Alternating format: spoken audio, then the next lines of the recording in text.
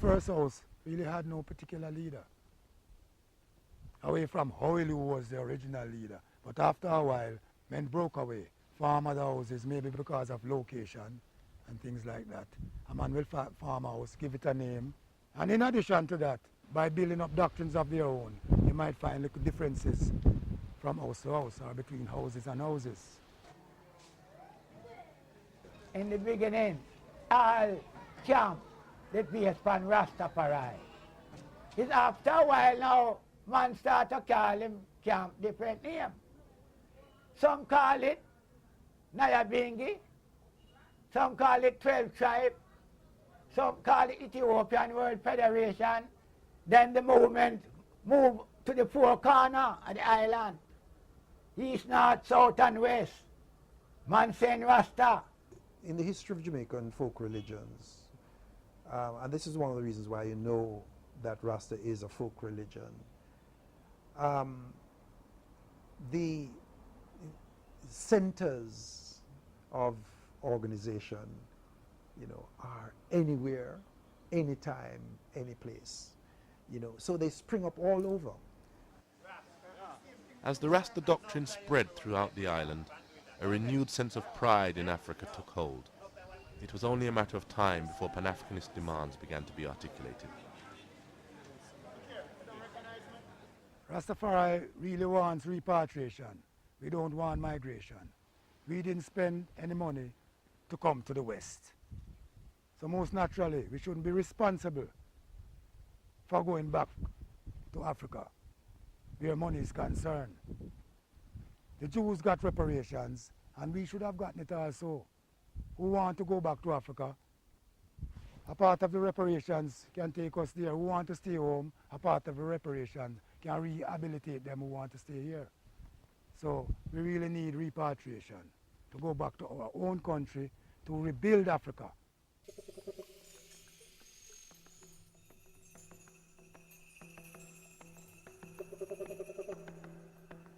Them have it for 400 hard year in a slavery, man, I work for nothing, man. Time come for them pay we, but for them nation rich.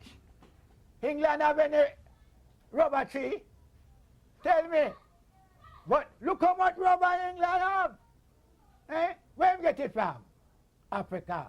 They want to eat. We can go Africa go reap one of things. Them go Africa and take away all of the things and carry enough for them and make themselves rich. Jamaica is just a dot on the map. A open prison, as you could see, surrounded by water. We build up the West already, what more they want from us. Send us back up now. Build back our land.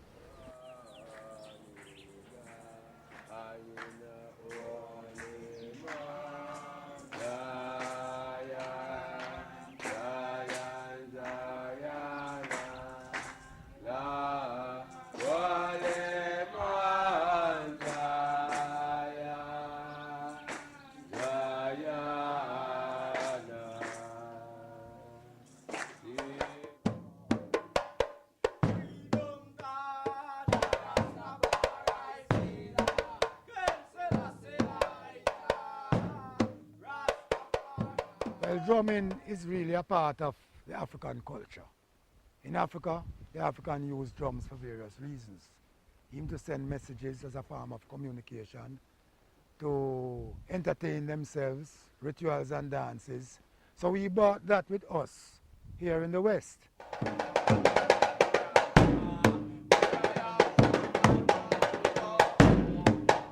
There is some form of spirituality in the beating of the drums. The sound goes down into the earth. It travels to the fire key, and the fire key ascends the fire and smokes into the atmosphere, which makes contact with the Almighty and with the energies of the world.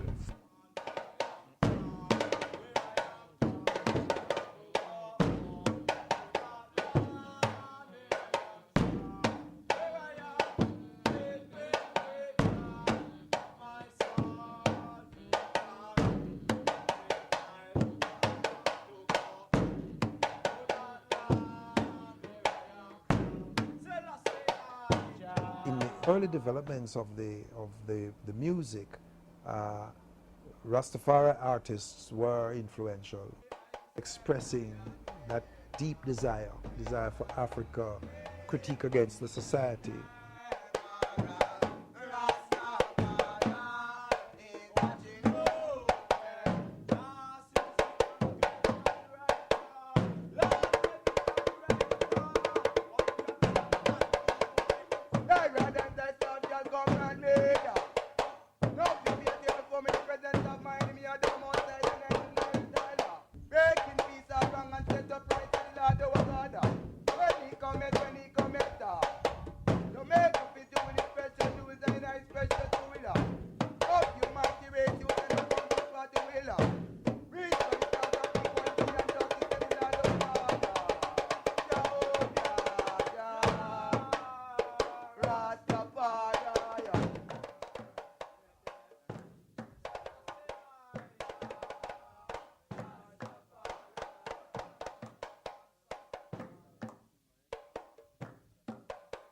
When the young people came in it, they brought with it, into it, their own lifestyle and their own passions and so on. And that's how the music became associated with the Rastafari, because these were young musicians, you know, who caught the vision of Rastafari, young artists, and used, incorporated that vision in their art. By every artist, every aspiring artist wanted to be a dreadlocks and had, as it were, to dread as a garb of distinction, you know. Not until Bob Marley now become a Rasta and use reggae music as a vehicle to spread the word of Rasta internationally, that Rasta became international.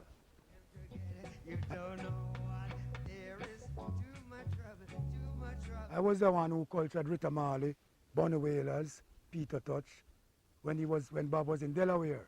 When Bob came back from Delaware, they bring Bob to me, and he got a bit of the culture also. When I first introduced Bob to Mortimer Planner, the first thing that Mortimer tried to do was to get him to be independent in the music fraternity, so as not to depend on the producers who would exploit entertainers in those days. Bob wanted to do him one business. If I want to leave Coxton, for me David Coxton, but him never get justice according to him. Say if him not come, we can't help him, you know, do him one business. But me couldn't do no business with him. Me did have my business at home. Me's a man who is a ganja man. Me da deal with my ganja business. Me don't have no time for him. Me don't have no time for music and things like that. And me prejudice bad. So like how you no rasta, me no talk to you and all them kind of things there. And, you know, me prejudice. Me tell him some no Haile Selassie, meet Haile Selassie, me go Africa and meet Haile Selassie. Whenever him comes here, every Rasta man I say Haile Selassie a God. So him can come meet a man who meet Haile Selassie now. So him find it appetizing to sit down and talk to me who talk to God. After being at Marty assisted in cutting some music for him, you know, music like Chances Are and Haile Selassie's The Chapel and music like those. As a matter of fact, Marty has a little hand in almost all of Bob's songs while he was with him, because he used to put in a line here and there, you know, and things like that. He really assisted him and strengthened him in the makeup of his lyrics. Bob got shot at one of them rehearsal and leave and go England, exile. Like Rita get shot in her head and him get shot in them elbow. You know,